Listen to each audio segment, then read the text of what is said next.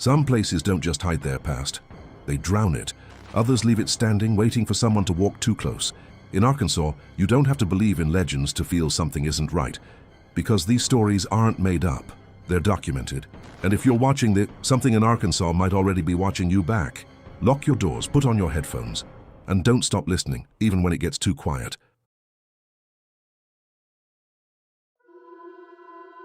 The Lost Resort beneath Beaver Lake. They thought flooding it would be the end of it. In 1960, when the White River was dammed to create Beaver Lake, thousands of acres of farmland, forest and forgotten communities vanished under the waterline. One of them wasn't supposed to come back. Montagnais was meant to drown. Before the water, it was a resort town, the dream of William Coyne Harvey, a presidential candidate, writer, and eccentric visionary. In the early 1900s, Harvey built Montagnais as a European-style getaway in the middle of rural Arkansas. White stone buildings, Roman-style bathhouses, massive concrete amphitheaters. It wasn't just a resort, it was supposed to be remembered forever. And that's where the story gets strange. In 1920, Harvey began building what he called the obelisk, a time capsule unlike any other. Not a box buried in the ground, but a towering concrete pyramid designed to hold humanity's knowledge in case of collapse. He planned to seal it beneath Montagnais, but the obelisk was never finished. Harvey ran out of money. Montagnais went bankrupt. The resort crumbled. Then, decades later, the Army Corps of Engineers announced the Lake Project. Montagnais, and what was left of it, would be submerged. Harvey's amphitheater, underwater, the unfinished obelisk, sealed beneath concrete and soil. And then, the droughts started.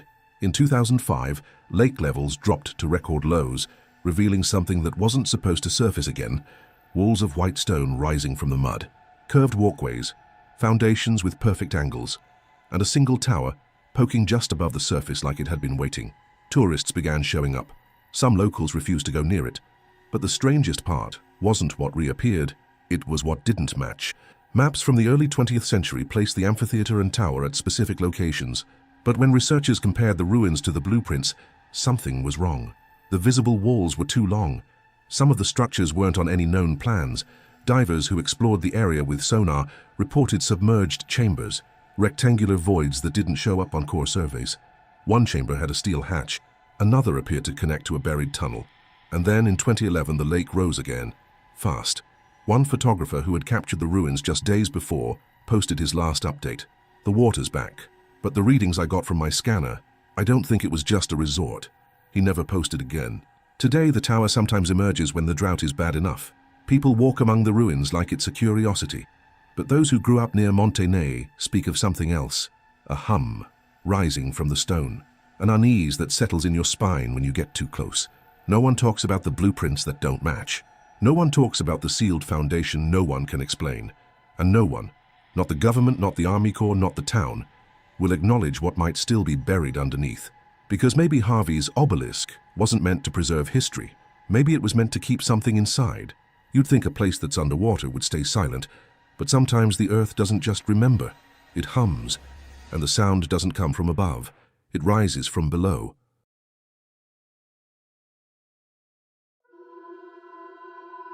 The humming below the Ozarks.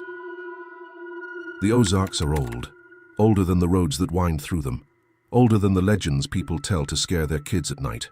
But something beneath them is still awake.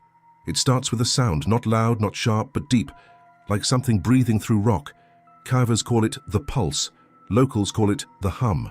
But whatever it is, it doesn't stop. The first documented report dates back to 1973, when a speleologist from the University of Arkansas was mapping limestone caverns north of Jasper. In his notes, later archived by the university's geology department, he wrote about a low-frequency vibration deep in the cave system. He assumed it was natural, a result of water shifting underground, until it started following him. He recorded it, played it back. Nothing. The equipment registered no sound, but he could feel it. A pressure behind the eyes, a buzzing in the jaw, and then he blacked out.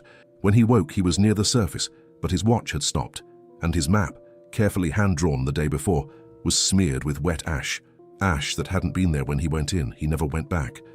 Since then, dozens of reports have surfaced. Hikers, campers, and researchers in northern Arkansas who say they've felt something under the hills. Not shaking, not rumbling, just vibrating, like the whole mountain was breathing.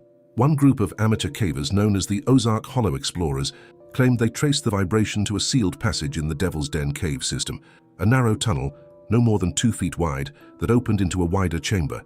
They marked it, planned to return. When they did, less than a week later, the passage was gone, not collapsed, not flooded, gone. The stone wall was smooth, like the tunnel had never existed. But the most disturbing accounts don't come from inside the caves, they come from above. In 1998, a family camping near Ponca, Arkansas, heard a low hum after midnight. At first they thought it was a generator, but there were no other campers for miles. The father walked into the woods with a flashlight, trying to find the source. He didn't come back for 3 hours. When he returned, he wasn't speaking. He just stood by the fire, silent. His wife said his boots were soaked, but the ground had been dry. He was clutching a small black stone, warm to the touch, smooth, and shaped like a teardrop. He refused to explain. Later that year, he was diagnosed with high-frequency hearing loss, but not in both ears, just one, the ear that had been facing the woods. Another witness, a geologist working for the Arkansas Geological Survey, conducted a small private study near Bull Shoals Lake. She placed sensitive microphones inside shallow sinkholes and fissures. What she captured was confusing. No voices, no machines, but a consistent low-frequency tone, 1898 Hz, pulsing at intervals of exactly 13 seconds, not random, not natural. When she published her findings, the report was flagged and removed within 2 weeks. She was told to stop collecting data in sensitive hydrological zones. She never published again. But what is the hum? Skeptics blame it on resonance through karst rock or shallow tectonics, but the Ozarks don't sit on active faults, and the pattern doesn't behave like seismic activity. One man, a retired army technician who had worked in underground surveillance, had a different theory. He said he heard the same frequency before once in a testing facility. Not mechanical, he said, magnetic, something old, not ours. When asked if he believed it was artificial, he said, "I think we found it, not the other way around." In 2014, during another drought, spelunkers found a dry access tunnel near a hiking path west of Eureka Springs. Inside were stone walls, carved, not formed, and markings like grooves or ridges, but no tools matched the pattern. No culture in Arkansas ever documented similar shapes. The explorers posted one blurry photo online before their blog disappeared. A single curved room, no doors, no exits, just one detail in the caption. It was humming. Since then, local legends have grown. That deep beneath the Ozarks, there's something more than caves, that the hum is not sound, it's a signal, and that it doesn't echo through the rock, it comes from below it. Some say it's the bones of a giant machine, others say it's alive, but one thing everyone agrees on: once you've heard it, you'll know when it's back. And lately, hikers have been turning around, not because of what they saw, but because of what they felt.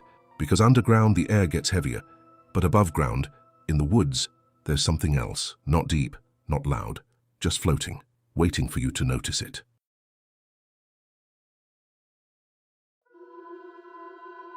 The light that doesn't blink. Some lights guide travelers, some warn them, but this one just waits. Outside the small town of Gurdon, Arkansas, a town that's easy to miss if you're not looking, there's a stretch of abandoned railroad track, cutting through pine woods and low brush. It hasn't carried a train in decades. The gravel's grown soft. The rails are rusted, there are no houses nearby. No power lines, no cell signal, just silence. And the light. They call it the Gurdon light. A glowing orb, pale blue or soft white, sometimes orange like fire. It hovers above the tracks, just off the ground. Sometimes it flickers, but it never blinks. And when you try to walk toward it, it drifts away. Or worse, it doesn't. The first widely reported sighting was in the 1930s, long before streetlights came this far. But if you ask locals, especially those who've lived here for generations, they'll tell you it's been there longer, much longer. There are stories of the light appearing the night a man was killed. A railway foreman, Will McLean, 1921. He was murdered on the tracks, struck over the head with a spike maul. His body dumped near the trestle. His killer, never found. Some say the light is Will's lantern, swinging back and forth as he searches for justice, or for his missing head. But here's where it gets strange. The light doesn't follow a path, it doesn't behave like flame, and there's no electrical explanation. In 1994, a group of physics students from Henderson State University set up an experiment to triangulate the light's origin. They used parabolic mirrors, long-range thermometers and old camcorders. They spent 3 nights on site. The light appeared twice. Once it hovered directly over the trackbed, 60 feet in front of them. No sound, no heat. One of the students walked toward it. He said he felt the ground vibrate, just faintly. like a hum beneath his boots. Then the light surged brighter, flickered twice and vanished. When they played the video back, the frame with the light was overexposed. The next 3 frames? Blank. That same night, the battery in their flashlight drained to 0, instantly, but their walkie-talkie, which ran on the same model battery, stayed at 100%. Another witness, a park ranger stationed out of Little Rock, claimed he went to investigate the stories in 2006 after multiple calls about floating lights. He walked the tracks just after dusk, saw nothing. Then, near the old trestle, his radio cut out, and the light appeared, directly to his right, hovering between the rails. He described it as liquid white, like the air had cracked open. He didn't report it, not officially, but he never took another call in Gurdon. Skeptics blame piezoelectricity, the idea that the stress of quartz in the ground could generate energy and light, but this would require seismic activity. And Gurdon has no record of earthquakes, no active fault lines, no tectonic pressure. Others say it's swamp gas. But the air here is dry, and the light moves too deliberately. It doesn't drift like a flame. It floats like it knows you're there. One teenager in 2012 filmed the light with his phone, posted it to a local Facebook group. It got 800 views before his account was deleted. Not banned, not flagged, deleted. And when reporters tried to find the post later that week, they couldn't even find his name. Today, the Gurdon light still appears. Some nights, not at all. Other nights, every hour, on the hour. Locals know the signs. The wind stops, the air gets thick, and the gravel underfoot feels too soft. Then the light comes. From nowhere, moving low, always near, never explainable. But here's what they don't tell you. If you're looking for it, standing still, it'll float. But if you turn to leave too soon, sometimes it follows. Not fast, not close. Just enough that you'll check over your shoulder every minute for the rest of the walk. Lights are easy to dismiss. You can call them tricks, glitches, reflections of something logical. But what if you couldn't dismiss what was standing just behind it? Because in the mountains, something is always watching.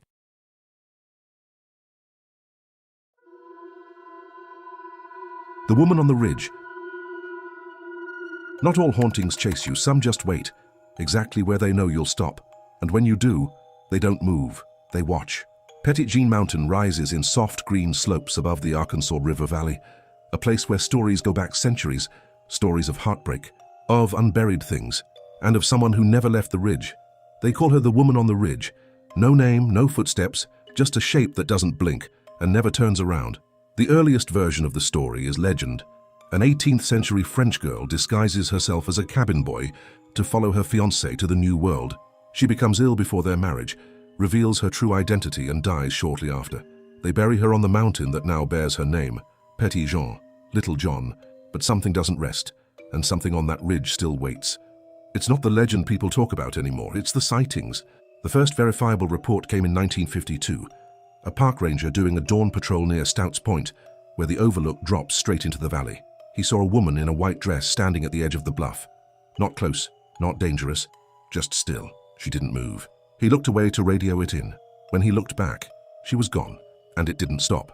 In 1986, 2 geology students from Arkansas Tech University were camping off-trail near the Boy Scout Trail. Around 3:40 a.m., one of them stepped out of the tent to use the bathroom.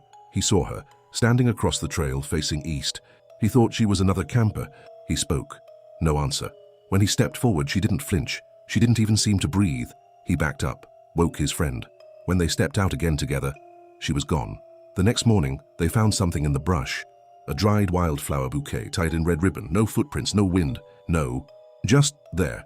Over the next 3 decades, hikers began to post about her online, always around the same ridge, always during the early hours, just before sunrise or just after the fog breaks.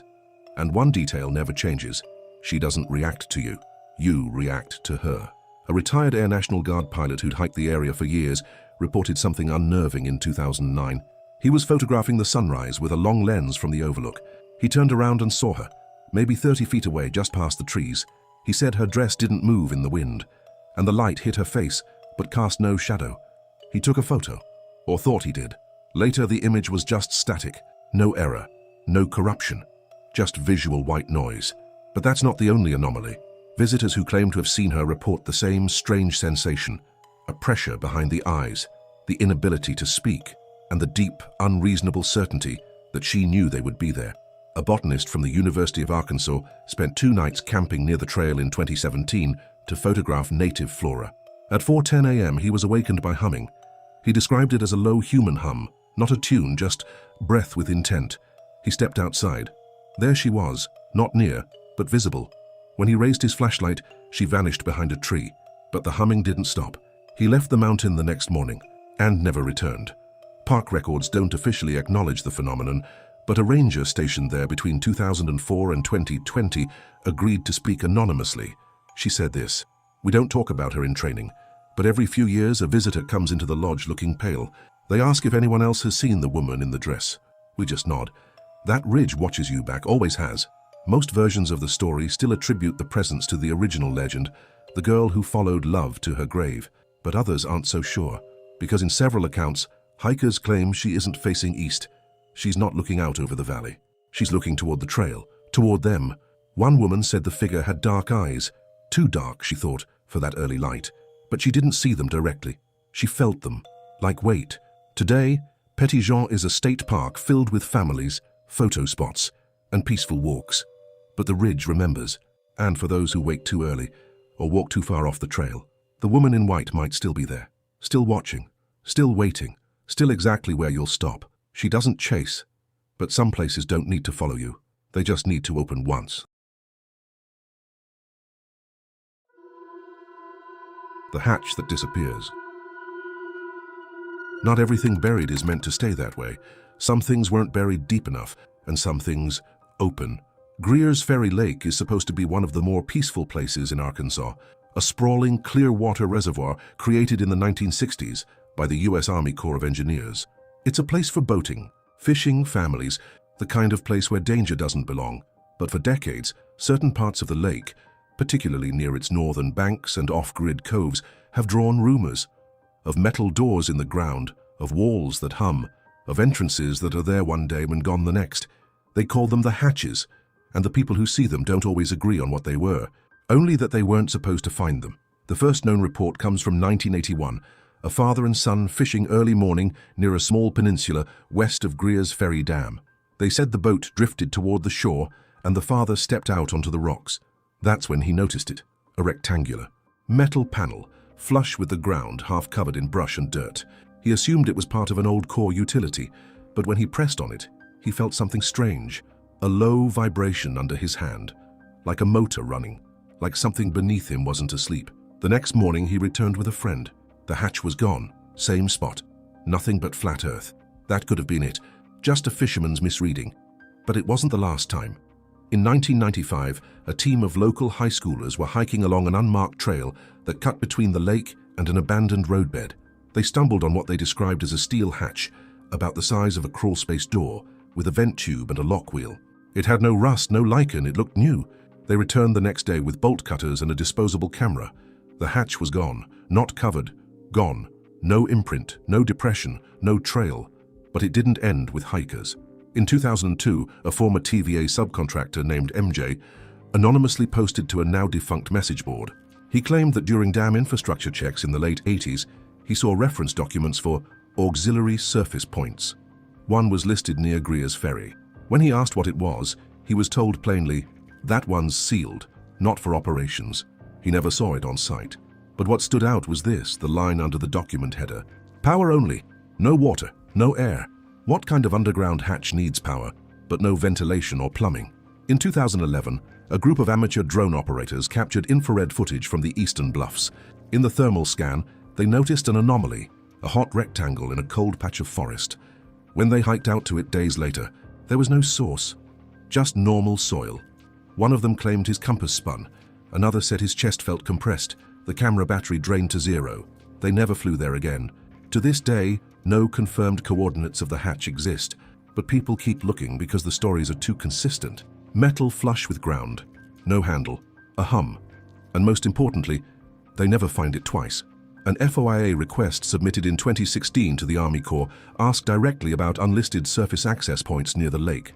The response was minimal, but one declassified document showed a redacted map with a zone labeled U, Sector 3B, sealed, decommissioned 1978. No description, no photo, no explanation. And that hum? Multiple eyewitnesses describe it the same way. It's not like a machine. It's like something breathing, slowly, below the ground. A woman who camped near Shiloh Park in 2018 reported waking in the middle of the night to her dog whining. She said the ground near her tent was warm, too warm. She walked 5 feet, it was cold again. When she looked down, she saw a faint rectangular outline in the dirt. She took a photo. The next day, it was gone.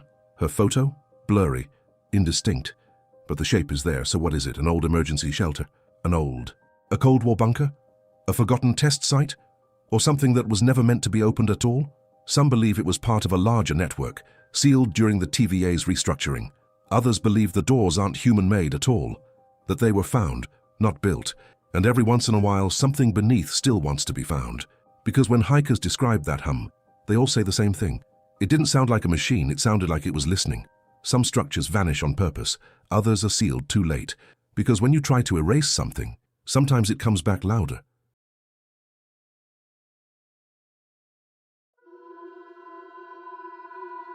The Forgotten Halls of Fort Chaffee. Some places don't die, they're just put to sleep. And when no one's left to remember them, they remember you instead. Fort Chaffee was never meant to be a secret. Built in 1941, it was a bustling army installation for decades, training grounds, POW camp, even the place where Elvis Presley got his first military haircut. But not everything that happened here made it to the history books, because if you walk the western perimeter today, past the shuttered gates and rusting fences, there's a part of Fort Chaffee that doesn't show up on modern maps. An entire wing of medical buildings, abandoned, boarded, and not listed on public redevelopment plans. They call it the Forgotten Hospital, and locals say, it never emptied out. Reports of this structure began resurfacing in the early 2000s, after parts of Fort Chaffee were sold off to private developers. Contractors working on renovations reported rooms they weren't supposed to find, stairwells that led down, not up, wards sealed with welded metal, floor plans that didn't match blueprints. One worker claimed they found an elevator panel with buttons marked B2 and B3, levels that didn't exist anywhere in the building plans. The panel was non-functional, but when they pried it open, behind it was conduit. New, live. Another incident came in 2007. A private security guard on night patrol radioed in, said he saw lights flickering in one of the hospital's top floors. When backup arrived, there were no lights on, but the interior door locks had been tripped from the inside. The scariest detail, no one had access to that building. It wasn't on the schedule, wasn't even in rotation. A former member of the Arkansas National Guard, stationed at Chaffee in the 90s, later spoke anonymously to a podcast. He said there were rumors of experiments in the medical wing, not human testing, not officially, but long-term isolation units, rooms with two-way mirrors, cameras without audio, and most chilling of all, doors that locked without keys, only opened remotely, from below. He said they called that section the pit, and once you went down, you didn't come back the same. What little public record remains shows that several buildings on the southern edge of the medical zone were reclassified in 1984 under a temporary DoD project.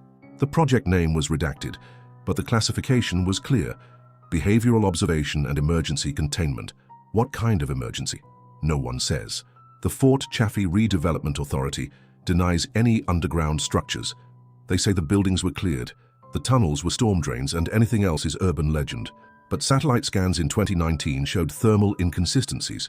Beneath one structure in an area marked for demolition, a heat signature glowed, narrow, rectangular, unbroken.